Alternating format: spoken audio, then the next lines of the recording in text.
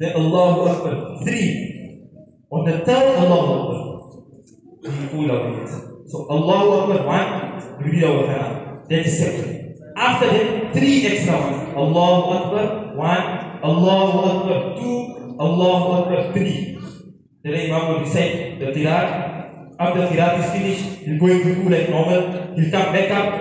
When he'll come back up, then he'll recite his Qiraat again. So in the first rakat, the takbir was in the start. The first rakat, the takbir was in the start. In the second rakat, the takbir will be at the end. So the Imam in the second rakat, he'll get up, he'll recite like normal.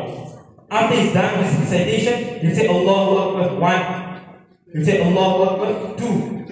And then he'll say Allahu Akbar 3. And on the fourth, Allahu Akbar will go in.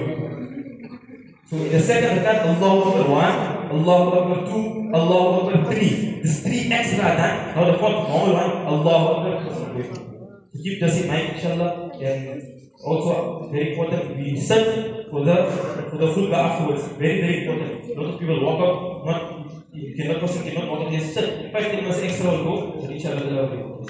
Inshallah, we all see.